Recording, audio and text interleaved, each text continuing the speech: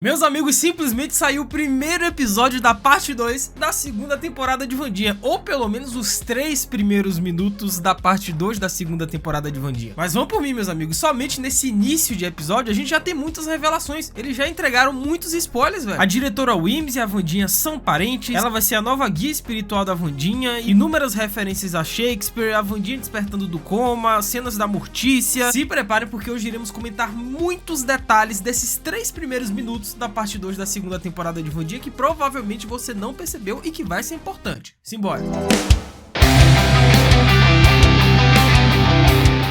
Hello my friends, Geek na voz, e os 3 primeiros minutos, digamos assim, da parte 2 da segunda temporada de Wandinha já chega com os 2 pés na porta, né? Porque a Mortícia, ela está recitando pra Wandinha, né, sua filha que está em coma ainda neste momento na cena, simplesmente Macbeth, né, que é uma das peças mais famosas de William Shakespeare. E pra quem não lembra, né, das aulas de literatura, Macbeth é uma tragédia que gira em torno da ambição desmedida. O protagonista, influenciado por profecias de bruxas e pela pressão da esposa, decide matar o rei da Escócia pra assumir o trono. E a partir daí tudo desmorona, né? O que parecia uma vitória se transforma em uma paranoia, né? Culpa e um rastro de sangue que só aumenta. Sim, Geek, mas como que isso se encaixa na série Wandinha e nessa cena em específico, né? Qual a analogia que os diretores, nesse caso o Tim Burton, tá querendo fazer com essa cena? Cara, simplesmente a série utilizou Macbeth como uma metáfora pro momento que a Wandinha se encontra neste momento, que é em coma, perdida entre a vida e a morte. E Mortícia, ao recitar a tragédia, não está apenas lendo Shakespeare, ela está, de certa forma, tentando guiar a filha de volta, né? Lembrando ela dos perigos da ambição, das escolhas erradas e do peso da consciência. Além disso, né, Macbeth é uma tragédia muito curta do William Shakespeare, né? Mas também uma das mais intensas, exatamente como esses momentos iniciais da temporada prometem ser. Então o Gomes, né, o pai, ele chega, faz uma gracinha, né, pergunta como que tá o nosso querido cadáver, aí a Mortícia disse que o médico recomendou que ela lesse um pouco pra Wandinha, e aí a Mortícia disse que nada como a dor que não faça com que a Wandinha desperte desse coma. Afinal, todos esses são temas centrais de Macbeth do William Shakespeare, né? Essa referência foi sensacional, velho. E outra coisa bem interessante do Tim Burton e da série Wandinha como um todo é que a série em si, ela não para por aí quando o assunto é referenciar o William Shakespeare, tá? Pra quem acompanha aqui os vídeos do Tio Geek, sabe que eu já fiz um vídeo de detalhes somente sobre isso e, cara, é referência a rodo. Se olharmos com calma, há várias outras conexões sutis com a obra do dramaturgo. Por exemplo, a relação entre Mortícia e Gomes carrega uma pitada de Sonho de uma Noite de Verão, que é o casal que vive intensamente em meio a situações absurdas e mágicas, sempre transitando entre paixão e caos, né? Assim como os amantes perdidos na floresta encantados de William Shakespeare. Sinto que as 4 casas de Nevermore, né, da Escola Nunca Mais, são inspiradas também em contos de William Shakespeare, né, em personagens de William Shakespeare, na verdade. Então Wandinha e Enid vivem em Ophelia Hall, que é uma homenagem a Hamlet. Feioso e Eugene moram em Caliban Hall, que recebeu esse nome em homenagem a um personagem de A Tempestade do Shakespeare, sendo que Thisbe Hall e Puck Hall são referências a Sonho de uma Noite de Verão, que também é do William Shakespeare. E se vocês observarem, né, nessa cena inédita da parte 2 da segunda temporada, tem um momento que o Gomes, ele chega pra Mortícia e diz o seguinte: a Dinamarca ainda estará podre amanhã.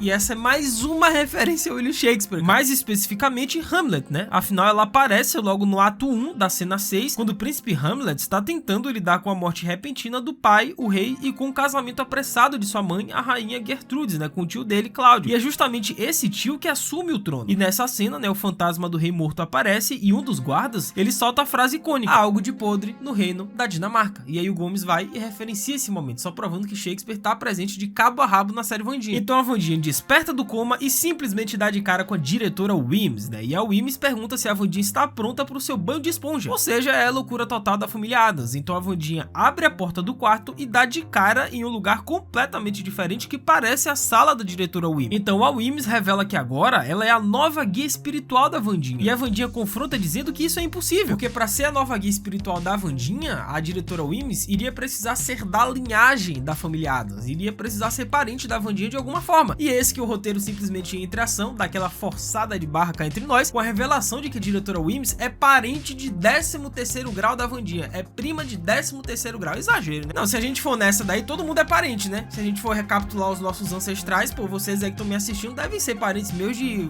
48º, 9º grau, sei lá. Vale lembrar, né, que a perda dos poderes da Wandinha e a ausência da Good Addams geram grandes complicações nos episódios anteriores. Agora, com a aparição da Wimms, tudo fica ainda mais esquisito. esquisito, sendo que o trailer mostra a personagem interagindo com a Wandinha tanto no mundo onírico de seu coma quanto após o seu retorno em Nevermore, ou seja, o papel dela vai ser fundamental, mas ao mesmo tempo, né, a súbita volta da diretora traz aquele ar de truque de roteiro, ainda mais com a revelação de que existe uma ligação familiar distante entre as duas, e essa conexão seria justamente desculpa, né, que o roteiro inventou para que a diretora Wims, nesse caso a atriz, né, que foi muito bem aclamada lá na primeira temporada, que é a mesma de Game of Thrones, ela retorne para essa segunda temporada, mas agora com uma nova guia espiritual, e a desculpa justificativa é que ela é prima de 13º grau da Wandinha. Só que essa justificativa soa um tanto conveniente demais, né, cá entre nós, quase como uma desculpa rápida para trazer a Gwendoline Christie, né, como eu disse, de volta ao elenco, que é uma baita de uma... Claro que a possibilidade da Wims está se manifestando como um fantasma que assombra a Wandinha, mas também parece estranho imaginar que a sua intenção seja realmente ajudar. E durante essa cena, né, a Wims, ela chega a afirmar que ela aceitou o cargo apenas porque ninguém mais quis. E cá entre nós, tudo isso fica ainda mais suspeito, né? Como assim ninguém quis ser da linhagem, quis ser a nova guia espiritual da Wandinha? Se a Goody Adams quis no passado, por que nenhuma outra pessoa quis? Sabe, por que a diretora Wims? Tem alguma coisa aí, tem caroço no Google. Claro que isso não significa que seja divertido tê-la de volta, né? A Christie, como eu disse, é sempre um espetáculo em cena, mas ainda não está claro se sua personagem está ali para orientar ou apenas complicar ainda mais a vida da protagonista. Até agora, suas falas têm mais cara de ironias do que conselhos úteis, né? E se a Wims não for a substituta definitiva da Goody Adams, o campo das possibilidades é enorme, né? Talvez a tia Ofélia, né, que foi mencionada na parte 1 da segunda temporada, ela apareça agora na parte 2, e eu acho que ela vai aparecer, tá? O gancho já foi dado, ela deve aparecer em algum momento. Ela que está desaparecida há 15 anos. E lembremos que a tia Ofélia, ela não só tem as mesmas habilidades psíquicas da Wandinha, como a tia Ofélia também está passando pelo mesmo problema da Wandinha. Nessas lágrimas negras da Wandinha na parte 1, a tia Ofélia também já teve lá no passado. Então se tem alguém que pode ajudar a Wandinha neste momento, é a tia Ofélia. E continuando a cena, a diretora Wims começa a confrontar a Wandinha sobre os vacilos que ela deu ultimamente, né, como a perda dos poderes, não ter contado pro Enid sobre o que vai acontecer e por ter soltado o Hyde no final da primeira parte. Então a Wandinha pede pra Wims devolver logo os poderes dela pra elas se separarem de uma vez. Só que a Wims, ela diz que os poderes da Wandinha estão ligados a quem ela é. E aí a Wandinha se cansou, foi embora, e a Wims fez com que a Wandinha despertasse pra valer do coma com o famoso estalar dos dedos dos Adams. E outra coisa interessante também, cara, nossa, tem muita coisa pra gente falar, mas ó, a voadora no like aí embaixo é muito bom. Deixa o like, se inscreve no canal, ativa o sininho, segue o Geek no Insta, tá? @LucasMGeek, a gente vai trocar muita ideia ainda sobre Wandinha, tá? Façam tudo isso que é nóis.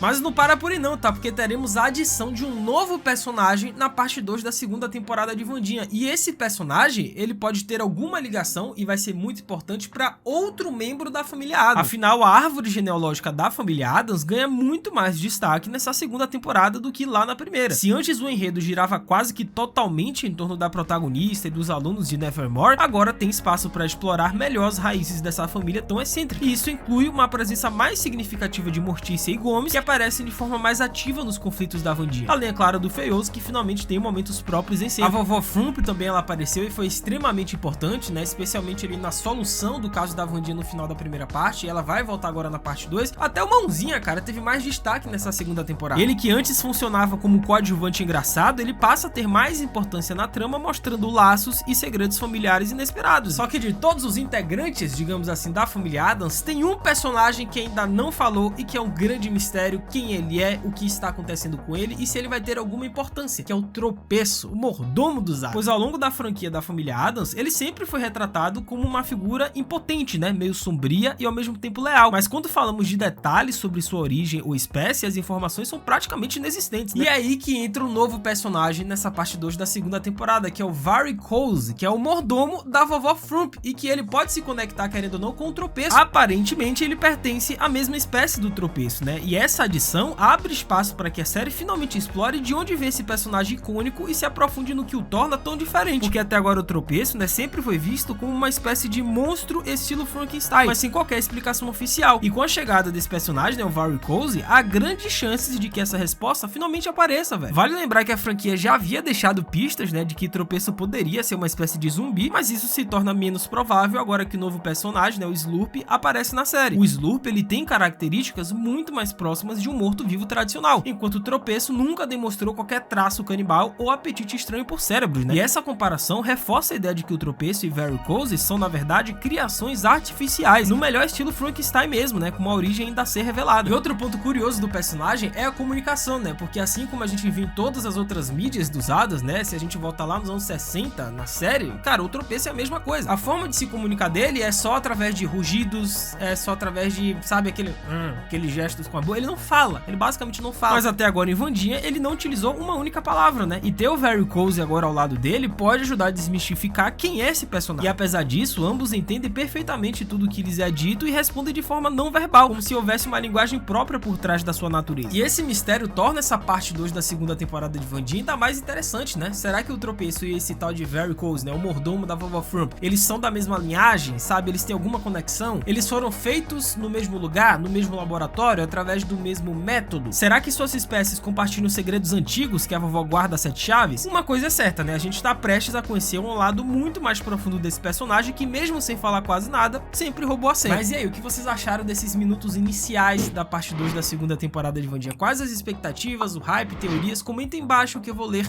e responder todo mundo. É isso, até a próxima, valeu, falou e fui!